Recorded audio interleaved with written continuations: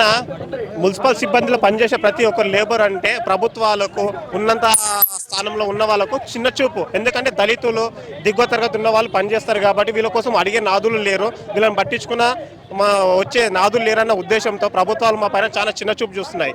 మేము చేసే కష్టానికి ఇచ్చే పైసలు సరిగా కాదు. మేము 26,000 జియో ప్రకారం ఉంది. ఆ 26,000 ఇవ్వడం లేదు.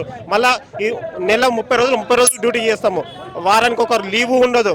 మళ్ళీ సిక్ అయితే సిక్ లీవ్స్ ఉండవు, ఏముండవు. మాకు వీళ్ళు సన్మానాలు సహకారాలు మాకు వద్దు. మేము చేసే కష్టానికి గుర్తించి మా జీతాలు మాకు ఇచ్చి మాకున్న వైద్య సంబంధించిన అవి సహకరించి మనం గుర్తిస్తే ప్రతి ఒక్కరు సహకరిస్తాం. వీళ్ళు సహకరించకపోతే మేము ఎక్కడికైనా ధర్నాలకు వెళ్ళడానికి సిద్ధపడతాము.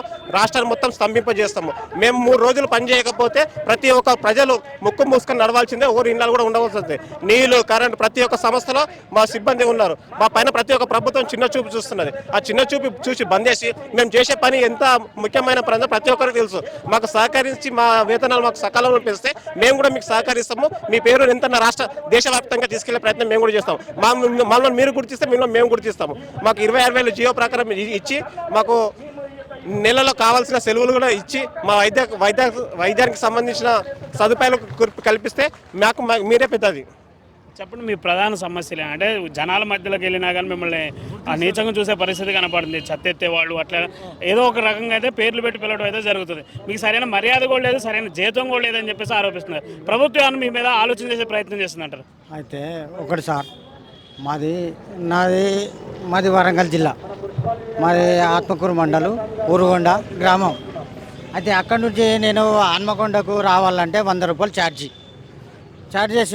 100 రూపాయలు అంటే నాకు వచ్చే జీతం 16,600. 600 అంటే నేను 3 రోజులు 4 రోజులు మందు అయితే జీతం కట్ అయితే పర్వాలే. ఇప్పుడు జమాన్ ఏం చేస్తాడు, 3 రోజులైనా పక్కకుండా అంటాడు. కమిషనర్ ఏమంటాడు, నీ జీతమే నీ నౌకరైపోతారా బాబు నువ్వు పక్కకుండా అంటాడు. అయితే ఈ బెదిరించి పనులు చేయించుకుంటారు. సరే, మేము భయపడి పని చేస్తాం. ఎందుకంటే దొరలు చేసిళ్ళు మా అయ్యలు మా తాతలు ఆ లెక్కలే మేము పని చేస్తున్నాం.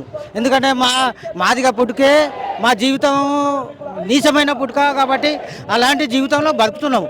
కాబట్టి మాకు తిండికి అప్పుడు మా అయ్యవ మమ్మల్ని చదివేకపోయినా మేము ఏదో పని చేసి బతికినా మా పిల్లలనన్నా కొద్దిగా అభివృద్ధి చేయాలి అనే ఆలోచనతోటి మేము చదివిద్దామంటే మాకు డబ్బులు సరిపోలేని పరిస్థితుల్లో మా ఎంత ఆలోచన మాకు ఎంత బాధాకరం ఉన్నదంటే మా బాధలో అర్థం చేసుకొని ఇదే కేసీఆర్ సార్ గారు ఏమన్నాడంటే, మీరు రాగానే పర్మనెంట్ చేస్తారా బాబు, మీరు దేవుడురా, మీరు ముఖ్యంగా మీరు చేసిన సేవ వాళ్ళు చేయరా అని ఆయన చెప్పిన మాటలు పక్కబెట్టు.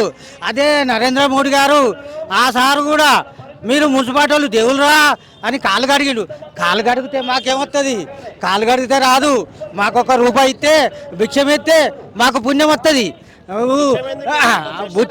మాకు సేవల మా కష్టముల వాళ్ళ దృష్టిలో మా దృష్టిలో భిక్షం, వాళ్ళ దృష్టిలోమో మా దృష్టిలోమో కష్టము, వాళ్ళ దృష్టిలో భిక్షమైన ఆ దృష్టిలో అయినా మాకు పెంచి మాకు అదే ఇది విడిపోయిన రాష్ట్రంలో ఎక్కంగానే అదే మనం చేసే పని భిక్షు అని ఎందుకు అనుకోవాలి? మనం చేసిన పనికి ప్రతిఫలం రావడం జుట్టు పంచైనా తీసుకోవాలి కదా. తీసుకోవాలంటే అదే వంచే పరిస్థితి మేము లేవు.